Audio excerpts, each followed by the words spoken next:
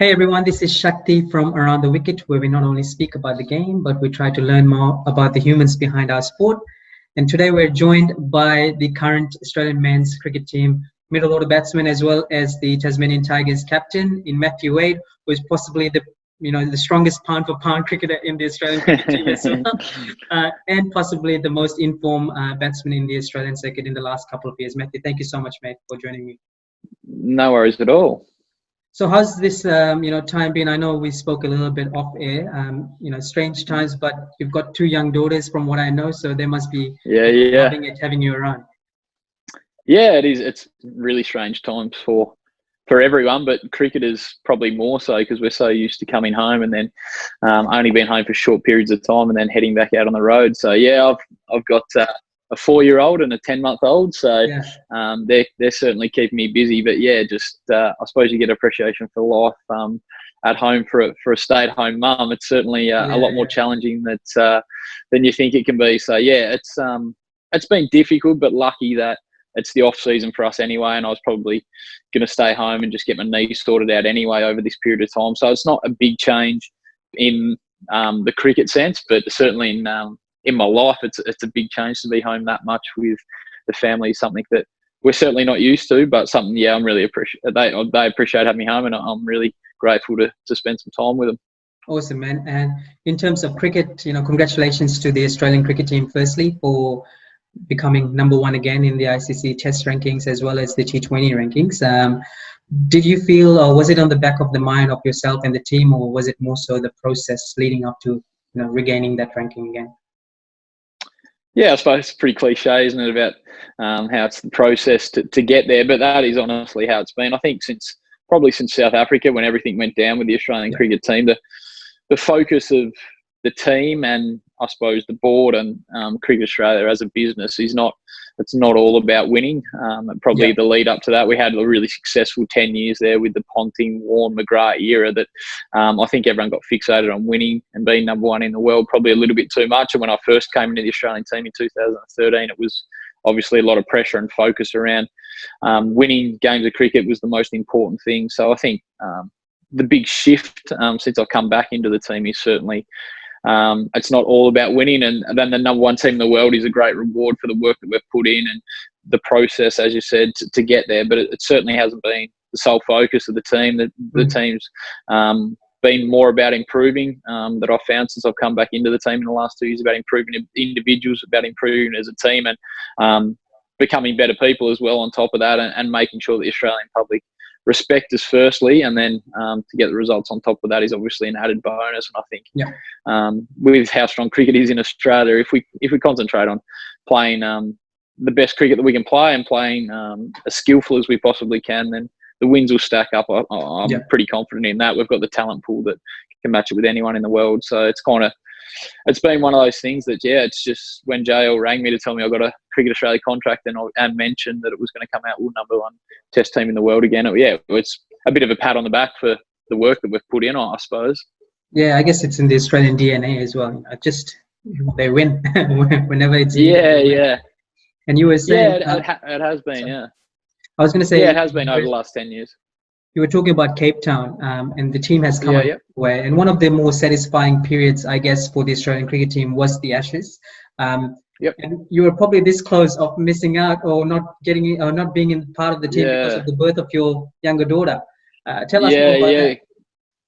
Yeah, Goldie was due pretty much smack bang in the middle of that Ashes series, or in the first half of that Ashes series, and I thought that I was a chance maybe to get picked as the backup keeper and be in that initial squad. That was probably where I saw myself. I'd been told a couple of years prior that Australia A trips and that for me were probably gone. They knew that I could play at the next level. It was just about performing at domestic level and I'd get an opportunity. So I probably expected to either not be going to Australia A or going to the Ashes, not doing both. So I just finished batting in a Shield game in the last game of the year against New South Wales, and Adam Griffiths, our coach, tapped me on the shoulder and said, the Cricket Australia sent an email and said that you're a player of interest for the Australia A trip, which was exactly when Goldie was due to be born. So I borrowed his phone in that game and called my wife and said, listen, I'm going to go and speak to Trevor Holmes, who was 2 boxes down at Bellerive, funnily enough, at that game, and just tell him that I'm going to pull out of the Australia A. It's not worth it to me at this stage. I want to stay home for the birth of our child. And she kind of stopped me in my tracks and said, listen, let me speak to the people I've got to speak to. If we can find a way to have Goldie earlier and you're able to go on that trip, I don't want you to give up on that trip. And yeah, she rang me back in 15 minutes and said, I can sort it out. Don't tell him you're not going. So that's kind of how it was, as quick as that and as simple as that. But yeah, it certainly has changed my life over the last 12 months. So I probably thought my opportunity to play for Australia was falling away bit by bit, but I was piling runs on, and there was a big outcry in the media, which was a challenging time for me to get through, just to being able to answer the questions truthfully, but then obviously not burn my bridges or be disrespectful for players that are playing in front of me. So that was a challenge in itself. But yeah, it could have been as quick as a phone call to Julia, and she said, yeah, that's fine. Crazy. If you don't want to go, don't go, and that's it. Yeah, crazy story. I was going to say that you yourself had a very successful Ashes series individually. You know, you scored a couple of centuries at Edgbaston and The Oval. You know, how did it feel contributing to the team's success that way? Yeah, it was huge. Thankfully, I was quite successful in the Australia A trip. So coming in, I was confident. I got called up into the World Cup squad just before that semi-final. So I knew I was playing good enough cricket to succeed at the next level. I missed out in the first innings. I think I got 1. I got LBW to Wokes. And I just remember going into that series just wanting to trust my game and trust what I'd done over a 12-month period, that it was going to be good enough at the next level, and not try and chop and change too much and chase my tail a little bit like I had done in the past. So that was challenging in between innings, just to stick to what I knew in the first test, that it was going to work, and then to get a reward. Obviously in the second innings, I scored 100, and a packed Edgbaston crowd. The crowd was humming, and I was lucky enough to be batting with Payne at the time as well. So it was everything kind of lined up, and I had to wait a long time to get that opportunity, but it felt like at that moment that all the hard work had certainly paid off. I'd left obviously Julia at home as well with a brand new baby, and snuck off over the other side of the world. So yeah, a good reward for me, but yeah, felt like it was a reward for all the work that the family had done as well to get me there. Yeah, and big part of breaking down the fortress, as they're called at the Edgbaston cricket ground as well. And, I was going to say, you mentioned about coming back into the team from 2017 to 2019. You had a little bit of a hiatus there. What changed for Matthew Wade? You had such an amazing season, a couple of seasons, I guess, with Hobart Hurricanes, then the state team, and now with the Australian team. What changed for you? Yeah, I made the change to move home back to Hobart from Victoria. I'd been there 11 years. When I moved home, I got dropped pretty much straight away when I moved home. So I felt like it was an opportunity to change. It had always been probably smoking in the background a little bit, even when I was playing as a wicket keeper. Pat Howard, who was in charge of Cricket Australia there for a little while, was always hinting towards your numbers are good enough to play as a specialist batter. You ever thought about it? And I probably started as a specialist batter as a junior as well. So it was always in the background that potentially later on down the track that I would give up keeping and concentrate on batting. And I reckon once I got dropped that would have been, must have been the 3rd time that I'd been dropped out of the test team. I knew at that stage I was never going to play as a wicket-keeper batsman again. So the big shift was probably mentally. I relaxed and sat down and really worked out why I played the game of cricket, and I pretty quickly realised it wasn't for so much for the fans, wasn't so much for the media. It was basically just to become the best cricketer that I could possibly be. And I think once I made that decision, training became a lot easier. I probably fell out of love with training and got into a grind of international cricket day in, day out. All of a sudden started working as an apprentice chippy with one of my mates, so doing quite a lot of work during the week, and then going to training. It almost felt like I was playing club cricket again, like I was going to train and really enjoying it, having fun. It was a release from what I was doing day to day. So that sparked my love for the game again pretty much straight away, and performances flowed from there. Worked incredibly hard with Jeff Vaughan, a batting coach down here, who was at South Australia and came down at about the same time that I did, and kind of things started to tick. And got self-belief, started to trust my ability a lot more, and more importantly, yeah, as I said, just really enjoyed the process of having to try and become the best player that I could be. And yeah, as you get older, you kind of realise that failure is part of the game, and you don't get so bogged down on the negatives. It's kind of, every time I fail now, I think that I'm one step closer to scoring a big score. It's a completely different mind shift than when you're a younger player. You fail, you think the world's going to end, and you're kicking cans for a day or two. So mentally, more than anything, that was the big shift. And then probably on the performance side of things, batting at Bellerive on a bowler-friendly wicket, completely having to change the way that I played from the MCG. You could basically play whatever shot you wanted at the MCG and get away with it. To batting at Bellerive, you just can't do that. It's got plenty of grass on it, and as I said, it's quite bowler-friendly wicket. So they were probably the big things that lined up and got me to where I got to in the end. But yeah, probably I would say the mental shift of just, playing the game for the love of it, and not so much for trying to play for Australia and just trying to perform and become a very good international player. That wasn't the drive for me anymore. It was just, if I could become the best that I could be, then I was satisfied with that. And I think, any cricketer, I think, can use that as their mantra. Whether you're a grade cricketer or you're playing Test cricket, there's no difference. If you're being the best that you can be, then that's all you can ask. Awesome. Does it feel strange though, just being on the field without the gloves on, and now you're rolling your arm over as well, and bowling some? Yeah.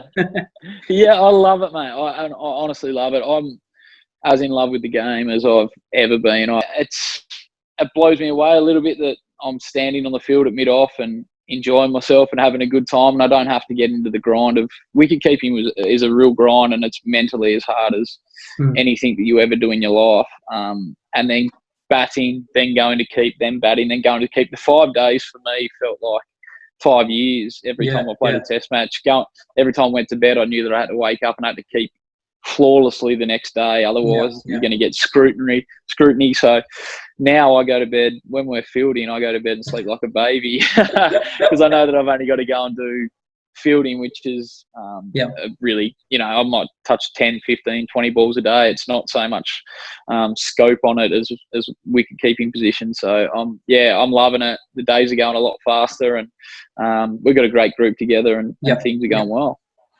One of the things that came out after the summer as well was the release of the Test on the Amazon Prime. We saw the Australian cricket team in a very different light, and things that only the team know about, and some of the public know, but a lot of the times the Australian team gets a lot of negative publicity, and sometimes unwarranted as well. How was your experience with that? Playing some really, really important tournaments, knowing that the camera's on you guys as well. Yeah, it's certainly strange. It had been around for the 2 years, I think, before I started playing. Maybe 12 months before I started playing, and then it was obviously all leading towards the finish, which was the World Cup and the Ashes. So I got there late, but it was certainly a strange experience to have someone in your face, whether you score 100 or you get a duck. You turn up and he's there, and he's in the rooms, and then he came back with us again on the last tour with. So he's a good guy. He looks after us. But certainly the experience of having a camera in your face all the time, whether in the rooms, is something that I certainly haven't experienced before. But we kind of saw clips of what it was going to be like, and I think being sports nuffies that we all are, we've watched Netflix and stuff on other teams as well, and we probably knew that it was gonna be a good thing for the Australian cricket team. And as you said, I think people see the players in a different light. It's one thing that I've struggled with my career, that people kind of judge you on the 6 hours that you're on the ground rather than the person you are. People don't really get to the insight of seeing the Australian cricket team like that. So, they could dive in even deeper if they really wanted to, but it's great for the public and everyone to see just a small snippet really of what goes on in the Australian cricket team. And it's cool that people can see the whole build-up, like from the team struggling through that period where Steve and Dave got suspended, all the way to getting the success that we got to in the Ashes. That's a player's career really in a couple of hours of film. That's the struggles that all players go through, and then hopefully, if you're good enough, you can get some rewards at the end, which we managed to do. So, I'm happy that everyone enjoyed it. it wouldn't surprise me if we do another couple because people loved it so much. Yeah, and for those who haven't watched it, I'd recommend to definitely go and watch it. Yeah. One thing that we heard a lot in the documentary was the word culture that got thrown around a lot with the Australian cricket team, and a lot of it is probably due to the captain and the coach in Tim Payne and Justin Langer. What have those two individuals brought to the Australian team? That has basically shifted, or took them from the bottom to where they are at right now. Yeah, I think the way that they handled the whole situation from South Africa, but as I probably touched on before, I wasn't around in those initial times, but since I've been back in the team, just the continual focus on developing players and people, and not so much focus on just winning. I think that's one thing that they've both been brilliant at, to win, lose or draw, to find a way to learn from that moment and then push on to the next game. I think that's one thing that I've noticed from both of them, that they've been continually very good at. And there were some challenging times in that Ashes series, and JL and Payne, they challenged each other. And I think as a player, to see the captain and the coach challenge each other in front of everyone is a good thing for everyone. I think if they're asking for open conversation and to be honest with each other, and then you see those two do the exact same thing, it's very nice as a player to see the captain and coach living what they're trying to drive into the team. So, it's, Payne would never have thought he's a bit like me. He would never have thought that he would be captain in the Australian cricket team. He wasn't even playing for Tassie, I don't think, 3 years ago. So to be captain of the team, he's probably kicking himself at every moment. But the great thing about that is that he's not so driven to succeed just as an individual, as a captain. He's really chilled out and grateful for the opportunity that he's got. And, that's rare, I suppose, for a captain to be like that, because generally the captain's the best player and they're in the prime of their career and they feel like they're getting judged solely on that period of their career when they're captain of the Australian cricket team. Payne's pretty chilled about that, because I suppose he never thought that he'd get back there and get the opportunity to do it. So kind of relaxes you around him. And in terms of Matthew Wade, moving forward, I know, like I said, it's unpredictable times. We don't know what's going to happen on the field. But what's your near future goals, and also going forward with the Australian cricket team? Yeah, I think very similar to what I touched on before, just to say as true as I can to those values, and the goals that I have is to become the best player that I can possibly be. If that's, as you said, you never know with selection. It could be another one game, it could be another 40 test matches. You just don't know. So I don't get hung up too much on that aspect of it. But as I spoke about, just go out there and do the absolute best that I can. And when I sit down in 5 years, 6 years, be able to, be happy in my own self that I got the best out of myself and did the best I can. But my goal is certainly to make the Test Championship. I want to be there. I want to play in that game. Yeah. I'd say I've been our sole focus probably since the Ashes, is to be there. And we're right there when the whips are cracking at the moment. I think India and us are very close to, making that game. So I would love to make it there. And after that is a bonus. It would be an amazing Test series if it does go ahead. That'd be as well. Yeah, that would be great. Matthew, I can't let you go without, there's a young boy who follows around the wicket called Archie Schiller. And, Archie was part of the, Australian cricket with Make-A-Wish Foundation. And he loves the term nice Gary. He does. Would you be able to give us a shout out to Archie as well for that? Thanks, mate. Yes, Archie. Love how you love that. I think we almost need to bring that back again. So nice, Gary. Awesome. Thanks, Matthew, so much for joining me on Friday night as well. I know, like I said, you've got 2 young kids, and cool, just spending time with us. All the best for the future, and hopefully we get some cricket very soon. No worries at all. You got me out of bed time put away, mate. Cheers, mate. Thank you so much. Thanks, mate. No worries.